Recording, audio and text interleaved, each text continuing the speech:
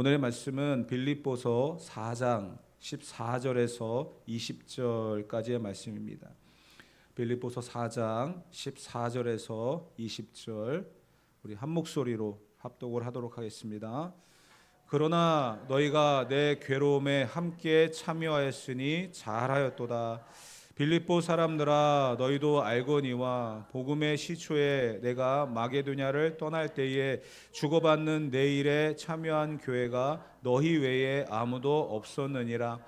데살로니가에 있을 때에도 너희가 한 번뿐 아니라 두 번이나 나의 쓸 것을 보내었도다. 내가 선물을 구함이 아니요 오직 너희에게 유익하도록 풍성한 열매를 구함이라. 내게는 모든 것이 있고 또 풍부한지라. 에바브로디도 편에 너희가 준 것을 받음으로 내가 풍족하니 이는 받으실 만한 향기로운 제물이요 하나님을 기쁘시게 한 것이라. 나의 하나님이 그리스도 예수 안에서 영광 가운데 그 풍성한 대로 너희 모든 쓸 것을 채우시리라. 하나님 곧 우리 아버지께 세세 무궁하도록 영광을 돌릴지어다. 아멘. 복음에 합당하게 생활하라 라는 주제로 올해를 달려가면서 우리가 주제 본문인 이 빌립보서를 계속 보고 있는데 어느덧 이제 마무리 단계에 들어섰습니다. 다음 주면은 이제 정리를 하고 마무리를 하게 될 텐데요. 아쉬움이 좀 있지만 이 성경들을 통해서 우리에게 주시는 그런 교훈들을 잊지 않고 살아갔으면 좋겠고요. 그 말씀들이 단순하게 들려졌던 말씀으로 끝나는 게 아니라 우리의 삶을 움직이는 능력이 되고 힘이 되어지기를 주님의 이름으로 축복합니다.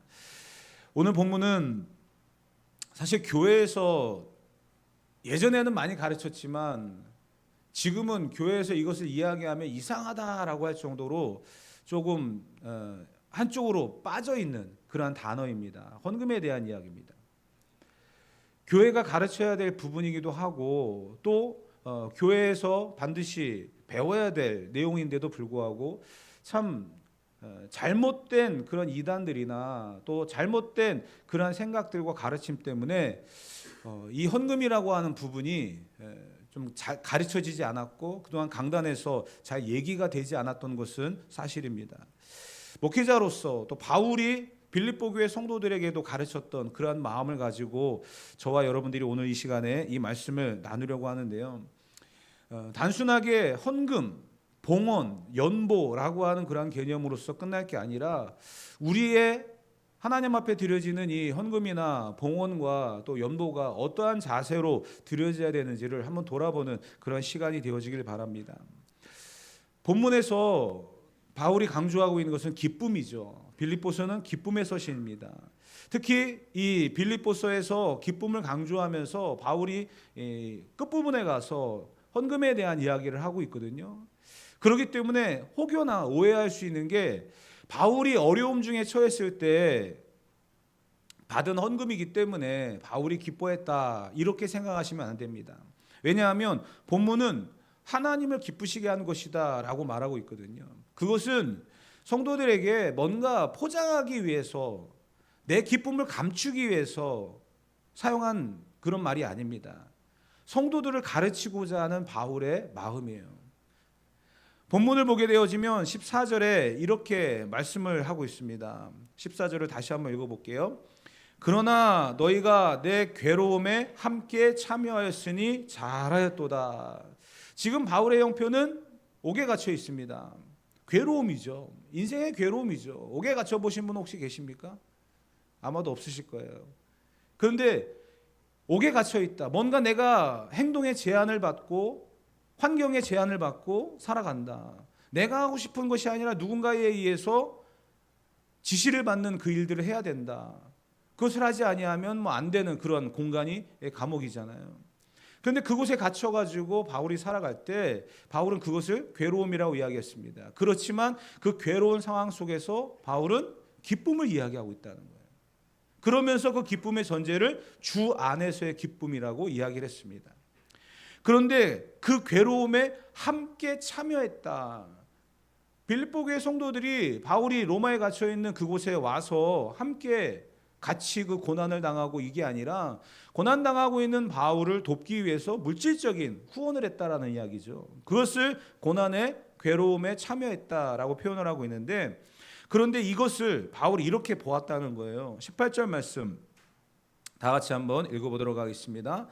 내게는 모든 것이 있고 또 풍부한지라 에바브로디도 편에 너희가 준 것을 받음으로 내가 풍족하니 이는 받으실 만한 향기로운 제물이요 하나님을 기쁘시게 한 것이라. 아멘.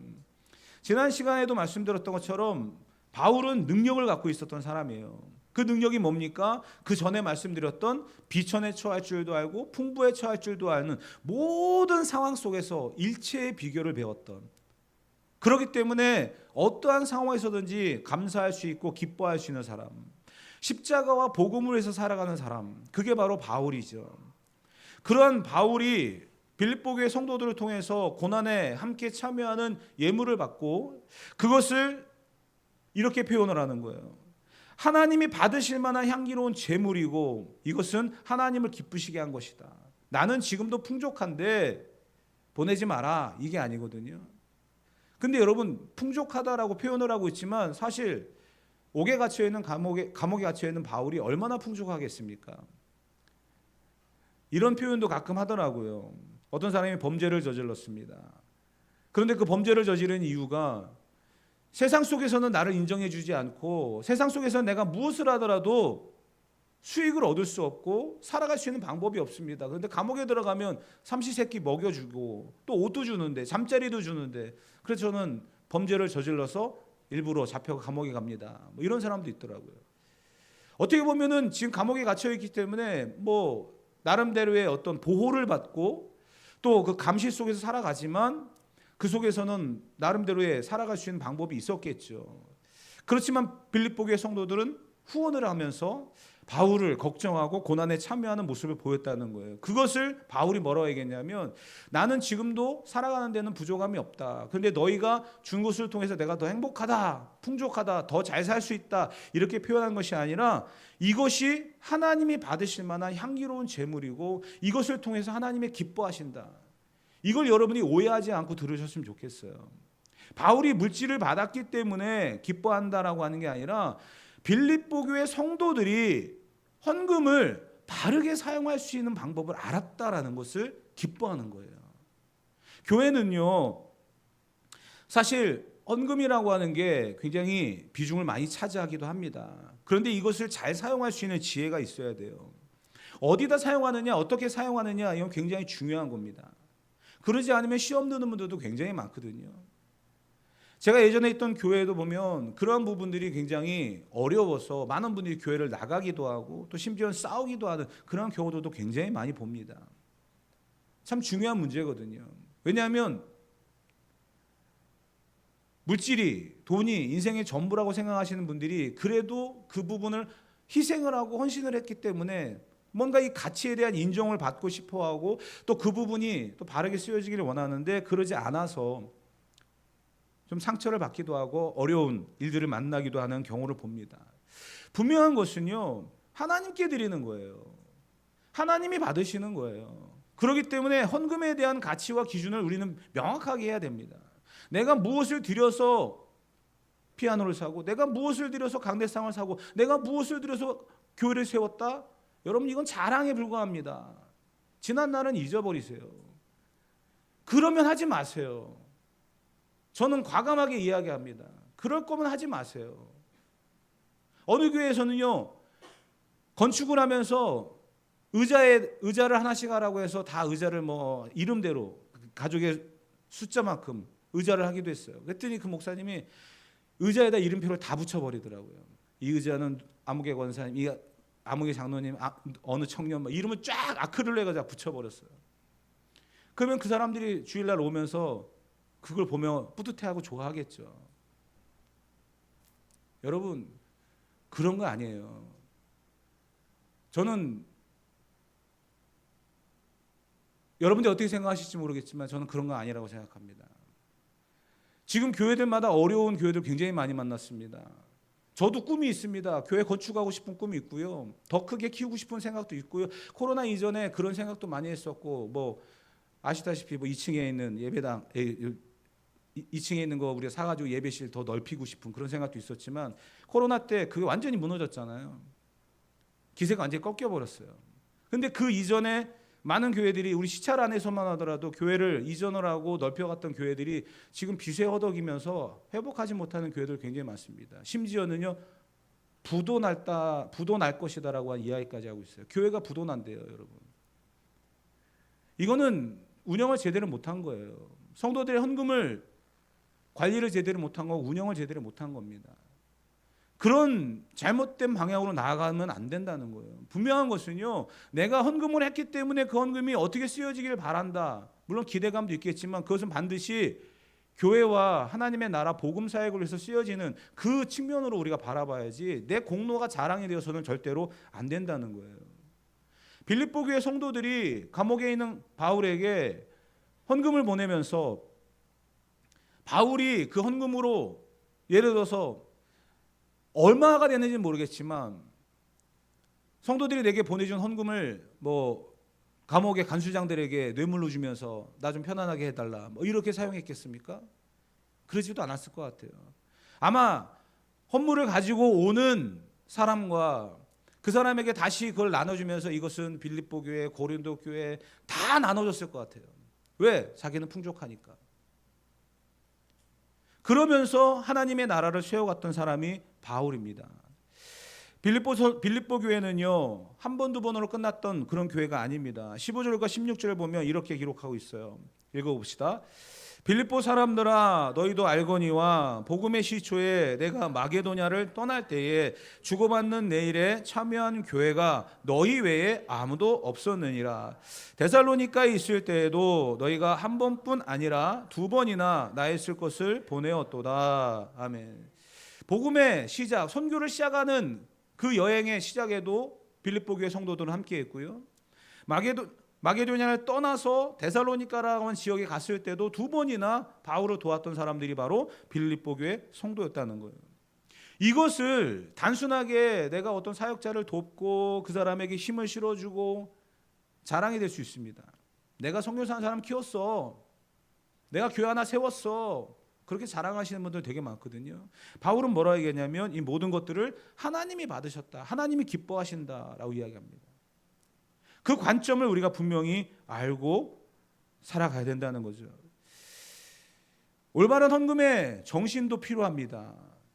우리가 무엇을 위해서 헌신을 하고 무엇을 위해서 하나님 앞에 드리는가에 대한 자세도 필요합니다. 분명하게 옛날 어른들은요, 이런 말씀을 하셨거든요. 심은 만큼 거둔다, 심은 대로 거둔다라고 하면서 심은 만큼 거둔다라는 이야기를 하셨어요. 그래서 얼만큼 심느냐에 따라서 얼만큼 거둔다. 내가 적게 심어놓고 많은 것을 거두는 것은 도둑 심보다, 이런 이야기까지 가르치셨거든요. 사실 접근은 틀리지 않습니다. 그런데 그것만 가지고 헌금에 대한 이해를 제대로 하지 않게 되면 우리의 헌금 생활은 틀릴 수 있습니다. 17절 말씀을 다 같이 한번 읽어볼게요. 읽겠습니다. 내가 선물을 구함이 아니요 오직 너희에게 유익하도록 풍성한 열매를 구함이라. 아멘. 이게 지금 무슨 이야기냐면 빌립보 교회 성도들이 바울을 후원하고 또 헌금하고 연보를 했잖아요. 근데 그것을 계속적으로 요구한 것도 아니고 이들이 자발적인 마음으로 바울을 계속 후원하고 있는 거거든요. 그렇기 때문에 내가 너희에게 선물을 구한다, 계속해서 이것을 요구하는 게 아니라 너희들이 기쁜 마음으로 나를 도와줘서 고맙다라고 하면서 오직 너희에게 유익하도록 풍성한 열매를 구하겠다, 이런 이야기를 하는 거거든요. 유익하다라고 하는 말 자체가 이게 좀 이 상업적인 용어예요. 그래서 원래 이자라는 뜻입니다. 그러니까 너희가 드렸던 그 헌신을 하나님께서 풍성한 열매로 이자를 주실 것이다 라는 이야기거든요. 그러니까 드린 것에 하나님이 더 풍성하게 하실 것이다 라는 이야기를 이렇게 참 멋있게 풀어놓은 거예요. 그래서 이런 이야기를 가지고 예전에 어른 목사님들은 그렇게 이야기한 거죠. 심은 만큼 거둔다. 심은 만큼. 적게 심어놓고 많은 걸 거두려 하지 말고 많이 심어놓고 많이 거두라는 이야기를 하면서 이 말씀을 제대로 해석을 못했던 그런 부분들도 있었던 것 같아요. 하나님이 주신다는 거죠. 내가 드린 풍성한 열매에 따라 하나님께서 거둘 수 있게끔 하시는 이자가 있다는 거죠. 그런데 여러분, 이것을 우리가 잘못 이해하게 되어지면 헌금 생활에 대한 바른 방향을 놓치며 살아갈 때가 굉장히 많이 있습니다. 우리가 이 예배라고 하는 것은 우리가 이 한 시간에 모여서 같이 드리는 하나님 앞에 드려지는 헌신인데요. 이 예배는 무엇으로 이루어져 있습니까? 예배는 찬양과 기도와 헌금과 말씀으로 이루어져 있습니다. 근데 이 예배의 구조 속에서 찬양과 기도와 헌금과 말씀이라고 하는 이 구조가 오늘 우리에게 예배를 드리는 자세로서 하나도 빠져서는 안 되는 그런 부분이거든요. 나는 찬양을 너무 좋아해. 흥이 있고 나는 노래가 너무 좋아. 찬양에만 치우쳐서도 절대 안 되고요. 나는 기도하는 사람이야. 내가 40일을 금식해 보았고 뭐 기도원에 매년마다 올라가는 사람이고 나 방언을 할 줄 알고 그렇기 때문에 기도의 시간 좀 늘렸으면 좋겠어. 기도만 집중해서 할 수도 없는 거잖아요. 말씀 시간이 짧다 길다 참 이 부분도 참 목회자들이 굉장히 고민을 해야 될 그런 부분이기도 하지만 말씀만 집중적으로 듣고 끝나서도 안 되지 않습니까? 말씀, 기도, 찬양, 더불어서 헌금도 마찬가지죠. 어떻게 보면 시간적으로 본다고 한다면 헌금 시간은 굉장히 짧은 그런 시간인데요. 이런 이야기를 결론적으로 먼저 드리고 싶어요. 어떤 분이 이런 이야기를 하더라고요. 십자가의 은혜를 알고 예수님이 나를 대신하여 죽으셔서 구원을 이루셨다라고 하는 사실을 믿음으로 받아들이고 살아가는 구원받은 백성이라고 한다면 내가 드려지는 헌금은 아깝지 않다. 이런 고백을 하시더라고요. 우리가 하나님 앞에 드리는 것을 너무나 찬양과 기도와 말씀의 비중보다 더 작게 여기는 경우들을 보게 되어집니다. 왜냐하면 시간적으로도 보면 짧잖아요. 그런데 어떻게 보면 비중은 가장 클 수도 있습니다. 찬양, 기도, 말씀은 수동이거든요. 앞에서 인도하는 사람이 찬양 부릅시다. 우리 다 같이 기도합시다. 또 목회자가 말씀을 전하면서 듣거나 참여하는 거예요. 그런데 헌금은 내가 자발적이고 내가 결정한 대로 할 수 있는, 어떻게 보면 시간은 짧지만 예배의 이 프로그램 중에서 순서 중에서 가장 중요한 나와 하나님과의 어떤 1대1의 관계 속에서 할 수 있는 최고의 행위가 저는 헌금이라고 생각합니다. 그래서 어떻게 보면 여러분 생각해 보세요. 우리 헌금 시간에 성경 구절 하나 읽고 시작을 하죠. 역대상 29장 14절 다 같이 한번 읽어보도록 하겠습니다. 나와 내 백성이 무엇이기에 이처럼 즐거운 마음으로 드리림이 있었나이까. 모든 것이 주께로 말미암아 싸우니 우리가 주의 손에서 받은 것으로 주께 드렸을 뿐이니이다. 아멘. 먼저는 즐거운 마음으로 드릴 힘이 있어야 되고요. 그리고 모든 것이 주께로 왔기 때문에 우리가 우리의 손에 있는 것을 주님 앞에 드린다라고 하는 그런 헌신이 있어야 됩니다. 그게 진정한 헌금이에요. 그런데 이것은 단순하게 물질을 드린다? 이거로 끝나는 게 아니에요. 의미가 있습니다. 두 가지예요. 첫 번째는요, 우리의 이 헌금의 시간이 말씀 전에 있어요. 예전에는 저도 전통적인 교회에서 배웠고 그렇게 목회자로서 어떤 준비해왔던 시간이 있기 때문에 아시잖아요. 예배 순서가 있어요. 항상 보면은 헌금은 설교가 끝나고 난 다음에 하는 경우들이 많이 있는데 우리 교회는 어떻습니까? 설교 이전에 다 끝내잖아요. 설교 이전에 헌금을 하고 그리고 말씀을 듣고 찬양하고 기도하고 결단의 기도를 하고 세상을 향해 나아가죠. 왜 헌금이 앞에 있는지 아세요? 그 헌금 시간이 앞에 있는 것은 간단합니다. 여러분들이 하나님 앞에 드리는 그 헌금은요, 말씀을 듣고 예배를 참여했기 때문에 드리는 입장권이 아니에요. 한 주간 여러분들이 받았던 은혜에 대한 감사의 표시죠. 그러지 않습니까? 여러분이 감사의 예물을 드릴 때 오늘도 하나님 앞에 예배를 드렸기 때문에 감사합니다 드리는 예물입니까? 아니잖아요. 한 주간에 여러분이 있었던 사건과 일들에 대한 감사의 고백이잖아요. 하나님 나를 한 주간 동안 지켜주셔서 감사합니다.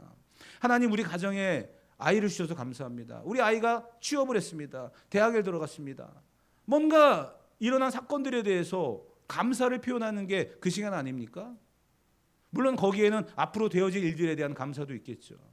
11조도 마찬가지잖아요. 여러분들이 그 한 주간에 월급을 받거나 뭔가 수입이 있어서 그거에 대한 구별을 11조로 드리는 거잖아요. 그렇기 때문에 헌금 시간은 앞에 있는 거예요. 그리고 또 하나는요, 헌금이 고백입니다. 하나님 앞에 내 삶을 고백하는 거죠. 하나님, 내가 이러이러한 삶을 살았고 하나님께서 나를 이렇게 함께 하셨기 때문에 내가 이러한 고백을 드립니다. 이게 헌금의 표현입니다. 그래서 앞에 있는 거예요. 후반부에서는요, 고백이 아니라 결단이 필요한 거예요. 그래서 우리는 항상 예배 시간을 예배 프로그램에 말씀과 그 다음에 기도와 찬송과 기도로 마무리를 하는 겁니다. 고백이 앞에 있어야 되는 거예요. 하나님, 내가 한 주간 이렇게 살아왔습니다. 하나님, 나의 삶은 이렇게 인도해 주셔서 감사합니다. 그러면서 우리의 고백을 드리는 게 진정한 헌금의 모습입니다.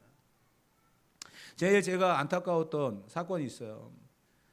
저는 이제 부교육자 생활을 굉장히 큰 교회에서도만 했었기 때문에 참 재미난 일들이 굉장히 많습니다. 그 이야기를 다 하자면 너무 시간이 부족한데 그 중에 하나 딱 예를 든다면, 제가 이제 주중에 목이 말라서, 지금은 편의점이 많으니까 뭐 아무데나 뭐 많잖아요. 근데 그때는 뭐 구멍가게가 그렇게 많지 않았잖아요. 그러니까 교회에서 조금 떨어져 있는 가게에 가서 음료수를 하나 사 먹으려고 갔습니다. 그랬더니 그 교회 목사님이세요? 그러더라고요. 예, 저 거기 부목사입니다. 그러면 제가 부탁이 있습니다. 뭔데요? 그러니까 꼭 일요일 날 사람들이 와서 잔돈을 바꿔 가는데 우리가 은행도 아니고 너무 힘듭니다. 그렇다고 일요일 날 문을 닫을 수도 없고, 왜냐하면 또 성도들이 와서 뭐 사 먹기도 하고 막 이러는 또 수입이 있으니까 저 그거를 좀 광고를 좀 해줬으면 좋겠대요. 잔돈을 바꿔 간대요. 10,000원짜리를 1,000원짜리로 바꿔가고 1,000원짜리를 100원짜리로 바꿔가고 은행 역할을 한답니다. 주일날 그 가게가. 여러분, 그 사람은 교회를 안 다니는 사람인데도 불구하고 성도들의 수준을 보는 거예요. 큰 교회면 뭐하고요. 주일날 성도들이 와가지고서 그냥, 예전에 어느 목사님이, 부흥사 목사님이 그런 얘기를 하더라고요. 너무나 그 말씀이 은혜가 되고 기도하면서 정말 성령의 은혜를 받았어요. 근데 감사를 하고 싶은 거예요. 그래서 주머니를 막 뒤죽뒤죽 하다 보니까 10,000원짜리가 나오더래요. 그래서 너 말고 이렇게 쑥 집어넣었대잖아요. 여러분, 헌금은 감사의 표현이에요. 우리의 신앙의 고백이에요. 내가 받은 은혜에 대한 감사의 고백이 없이 어떻게 하나님 앞에 나아갈 수 있습니까? 그렇기 때문에 하나님께서는요, 우리에게 헌금을 드리라고 이야기하고 있어요. 하나님이 가난해서요? 하나님이 없어서요? 아니에요, 여러분. 40년 동안 만나와 메추라기를 갖다가 풍족하게 먹일 수 있는 분이 하나님이십니다. 물고기 2마리와 보리떡 5개로 5,000명 이상을 먹이고도 남기실 수 있는 분이 하나님이십니다. 그런데 뭐가 부족해서 하나님이 우리에게 물질을 요구하시겠어요? 그 물질에 우리의 믿음의 고백이 있기 때문이에요. 그래서 하나님이 그 물질을 헌금으로써 드리라는 겁니다. 마태복음 16장 18절 말씀 다 같이 한번 읽어보도록 합시다. 내가 내게 이르노니 너는 베드로라. 내가 이 반석 위에 내 교회를 세우리니 음부의 권세가 이기지 못하리라. 아멘. 베드로와 제자들을 단이라고 하는 지역에 가셔서 가이사라 빌립보라는 지역 앞에 많은 우상의 제단들이 있는 그곳에서 예수님이 물어보셨죠. 너희는 나를 누구라고 하느냐? 베드로가 이야기했습니다. 주는 그리스도시요 살아계신 하나님의 아들이십니다. 그랬더니 예수님께서 하신 말씀이 이거거든요. 너의 그 고백 위에 내가 교회를 세우겠다. 여러분, 교회는 고백 위에 세워지는 거예요. 내가 예수님을 믿고 구원을 받았습니다. 하나님의 자녀로 살아가겠습니다. 고백이죠. 그리고 하나님, 내게 물질을 주심을 감사합니다. 이 물질의 주인이 하나님이심을 고백합니다. 고백입니다. 교회는 그 고백의 터 위에 세워지는 겁니다. 그래서 우리가 이러한 고백, 예배 시간에 보게 되어지면 사도신경을 같이 고백하기도 하고요. 또 우리가 또 비전을 같이 공유하면서 고백하기도 하고요. 그러한 시간들이 다른 게 아니라 함께 믿음을 고백하는 그런 공동체로서 교회를 세우기 위함이거든요. 더 나아가서 헌금도 마찬가지예요. 하나님께서 내게 물질을 주시고 나를 인도하셨다라고 하는 고백입니다. 그 고백에 진심이 없으면 되겠습니까? 그 고백에 온전함이 없으면 하나님이 기뻐하시겠습니까? 어떤 연인이 서로 사랑을 고백합니다. 사랑해. 한번 여러분들도 한번 해보세요. 옆에 가족이 있다면 어떤 분은 그러더라고요. 가족끼리 그러는 거 아니야 그러는데 가족끼리 해야 돼요. 사랑한다고. 옆에 한번 이야기해 보세요. 사랑해. 진심이 느껴지세요? 진심이 느껴져야 되는데. 그런데 여러분, 이 연인이 사랑해 라고 고백을 했어요. 근데 그걸 받아주는 상대편도 나도 사랑해 라고 해야 되잖아요. 근데 이렇게 얘기했어요. 말로만? 싸움이 일어나고 깨어지는 거예요, 여러분. 하나님 앞에 우리의 사랑을 고백합니다. 하나님, 한 주간의 우리의 삶을 인도하심을 감사합니다. 내가 드릴 수 있는 거 하나님이 내게 주셨기 때문에 내가 이걸 감사합니다. 이게 헌금이거든요. 그런데 하나님 앞에 이 드리면서 하나님 내가 감사의 예물을 올려드립니다. 말로만? 이거 아닌 것 같은데? 우리는 이럴 때가 많다라는 거예요. 하나님 앞에서의 우리의 모습이 그럴 수도 있다는 거예요. 그렇기 때문에 우리는 진정한 신앙의 고백을 드려서 하나님을 기쁘시게 해드려야 됩니다.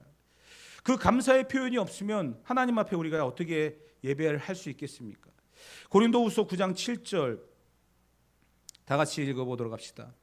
각각 그 마음에 정한 대로 할 것이요 인색함으로나 억지로 하지 말지니 하나님은 즐겨내는 자를 사랑하시느니라. 아멘. 철저하게 감사의 표현입니다. 하나님이 내게 주신 은혜를 무엇으로 우리가 보답하겠습니까? 아까 말씀드렸던 것처럼 십자가의 은혜를 알고 구원의 감격을 아는 사람이 하나님 앞에 드리는 것을 아깝다고 생각할까요? 그러지 않습니다. 우리가 하나님의 은혜를 알고 십자가의 능력을 알고 살아간다면 인색함으로는 억지로가 아니라 하나님 앞에 즐겨낼 것입니다. 그것이 진정한 헌금이라는 거예요. 마지막으로 드려지는 예물 앞에는요, 기도의 의미가 있습니다. 예배의 순서에 찬송과 기도와 말씀과 또 헌금이 있지만 이 드려지는 헌금 앞에, 이 짧은 시간 앞에 내가 고백도 하는 거고 내가 감사도 표현하지만 거기에는 우리의 기도가 들어있잖아요. 왜 그러냐면 하나님께서는 그 예물을 받으신다라는 거예요. 근데 그 예물만 받는 게 아니라 드리는 사람도 받으신다는 거예요. 그렇기 때문에 중요한 겁니다. 아벨과 가인의 이야기를 너무나 잘 알고 계시죠? 아벨과 가인은 하나님 앞에 똑같이 예물을 드리고 예배를 드렸습니다. 그러나 하나님은 아벨과 그 예물은 받으시고 가인과 그 예물은 받지 않으셨어요. 중요합니다, 여러분. 드리는 사람이 어떠한 마음으로 드리느냐가 굉장히 중요한 거예요. 예전에 어느 장로님이 그런 분이 계셨어요. 참 힘들어요, 목사님. 장로로서 직분을 감당하는 게. 왜요? 아니, 어느 암흑의 장로는 이번에 11조를 얼마 했다 그러고, 언제는 또 감사한금을 또 얼마 했다 그러고, 또 이번에 뭐 건축원금을 얼마 했다고 하는데 참 비교가 되고 참 어렵습니다.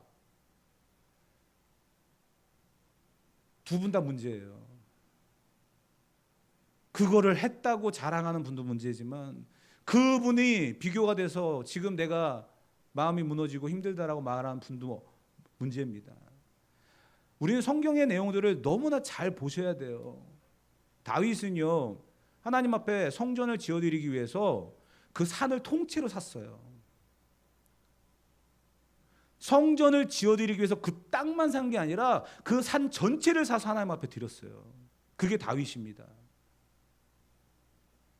그런데요, 예수님은요, 과부의 두렙돈을 보시고 기뻐하셨어요. 여러분, 산을 드린 것과 두렙돈과는요 차이가 어마어마합니다. 그렇지만 하나님은요, 산을 드린 것과 두렙돈을 드린 것을 똑같이 보셨다는 거예요. 진정한 감사가 없고 그 안에 하나님에 대한 은혜에 대한 표현이, 고백이 없다고 한다면요, 산을 드려도 하나님은 기뻐하시지 않습니다. 그러나 나의 전부를 드립니다. 드렸던 그 두렙돈을 기억하시면서 사람들에게 이야기하잖아요. 이 여인은 생활비 전부를 드렸다. 하나님이 기뻐하실 것이다. 얼만큼 하느냐가 중요한 게 아니에요. 어떠한 자세로 드리느냐가 중요한 거지. 구멍가게를 찾아가서 잔돈을 바꿔 드리는 사람하고 정말 이 예배에 하나님 앞에 내가 받은 은혜를 감사해서 한 주간의 삶의 열매로 드리는 사람과 하나님이 보실 때 어떻겠습니까? 하나님이 보실 때에 어떻겠습니까? 무엇을 더 기뻐하시겠습니까? 사랑하는 성도 여러분, 구약에는요 절기가 있었고요, 하나님이 정해놓으시는 그 예물의 양이 있었어요. 그렇기 때문에 철저하게 잘 지켰습니다. 근데 신약에 와서는 그러한 기준이 무너지고 자발적이라고 하는 단어가 등장을 했습니다. 근데 이 자발적이라는 말이 더 무서운 거 아세요? 내가 할 수 있는 최선을 드려야 되는 거예요. 최고를 드려야 되는 거예요. 그게 진정한 헌신입니다. 그게 하나님을 기쁘시게 하는 거예요.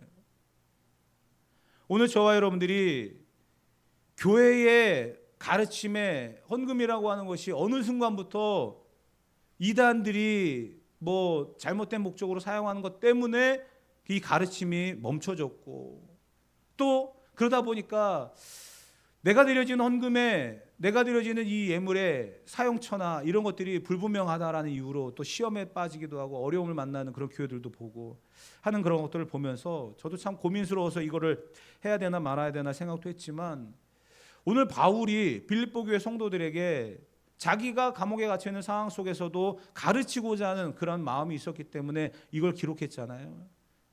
그래서 저도 이 부분을 지나칠 수가 없어서 여러분들에게 이런 말씀을 드리는 겁니다. 혹여나 상처받으신 분이 있다고 한다면 용서하시고요. 그러나 분명한 것은요, 하나님은 이 상황들을 통해서 우리를 보고 계신다는 거. 하나님께 받을 것만을 생각할 것이 아니라 내게 받은 것을 생각하며 살아가는 저와 여러분이 되어야 될 줄 믿습니다. 더 많은 것을 구하고 더 많은 것이 내게 없음으로 인하여 불평하면서 매달리는 사람이 아니라 지금 내게 주어진 것들이 얼만큼 되는지를 바라보면서 감사할 수 있는 저와 여러분이 되어야 될 줄 믿습니다. 인색함으로나 억지로가 아닌 자원하는 마음으로 하나님을 기쁘시게 할 수 있는 저와 여러분이 되어야 될 줄 믿습니다.